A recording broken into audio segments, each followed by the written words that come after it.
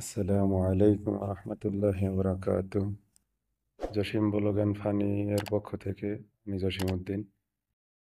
দেশ এবং দেশের বাইরে যে যেখান থেকে আমার ভিডিওটি দেখছেন, আমার ভিডিওটি দেখে যদি একটু মাত্র উপকৃত হন, যদি কার ভালো লাগে, তা ভিডিওটিকে লাইক করে সাবস্ক্রাইব করে সাথে থাকা বেল আইকনটি বাজিয়ে দেবেন এবং বেশি বেশি শেয়ার করবেন, যাতে আপনার একটি শেয়ারে আরেক ব্যক্তি উপকৃত হয়। আজকে ভিডিও টপিক হচ্ছে, আমরা যে কোনো দেশে ভ্রমণের জন্য বা কাজ করার জন্য এজেন্সিতে পাসপোর্ট জমা দিয়ে থাকি ভিসা প্রসেসিংয়ের জন্য। সর্বপ্রথম ভিসার জন্য একটি আবেদন করা হয়, তাকে মোফা বলা হয়। সেই মোফাটি আপনি ঘরে বসে আপনার স্মার্টফোন দিয়ে অতি সহজে চেক করবেন এবং ডাউনলোড করবেন, সেটি আজকে দেখাবো। চলেন শুরু করা যাক। প্রথম আপনার মোবাইল অপশনে যাবেন। মোবাইল অপশনে যাওয়ার পরে ক্রোম ব্রাউজারে যাবেন। ক্রোম ব্রাউজারে যাওয়ার পর সার্চ অপশনে যাবেন। সার্চ অপশনে যাওয়ার পর আমি ভিডিও লিঙ্ক ডিসক্রিপশনে একটি লিঙ্ক দিয়ে দেবো। লিঙ্কটি কপি করে জাস্ট এখানে পেস্ট করে দেবেন। পেস্ট করে দেওয়ার পরে এভাবে ইন্টারফেস আসবে। ইন্টারফেসে আসার পরে প্রথমে উপরে 3 ডট মেনু থেকে ডেস্কটপ মোশনে টিক দিয়ে দেবেন।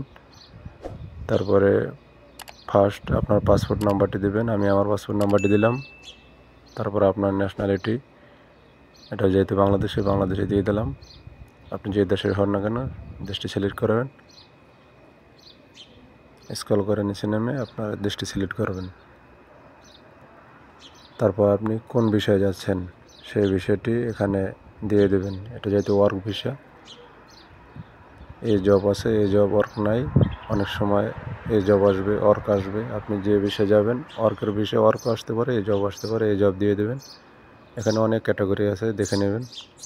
তারপর আপনার রাজধানী সিলেক্ট করবেন। এটা যেহেতু ঢাকা থেকে করা হইতেছে, ঢাকা সিলেক্ট করবেন।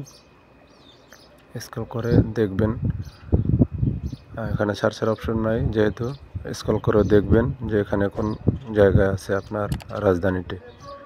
এটা যেহেতু ঢাকা দিয়ে দিলাম। তারপর পাশে দেখবেন ক্যাপচা কোড আছে একটি, আপনার জেলা আসবে সেটা দেবেন। আমারটা আমি দিলাম। দেওয়ার পরে পাশে সার্চ একটা অপশন আছে, ওখানে দেবেন। এই দেখেন, সার্চ দেওয়ার সাথে সাথে ছবি সহকারে আপনার ডিটেলস আসবে। এটা কত তারিখ করা হয়েছে। এরপরে 3 ডট মেনুতে যাবেন, প্রিন্ট অপশনে যাবেন। এখানে প্রিন্ট অপশন আসার পরে এখানে পিডিএফ ফাইল লেখা আছে, পিডিএফ ফাইলে ক্লিক করবেন। তারপরে আপনি যেখানে সেভ করতে চাইতেছেন আপনার মেমোরিতে বা ফোনে গ্যালারিতে যেখানে সেভ করবেন, সেভ করবেন।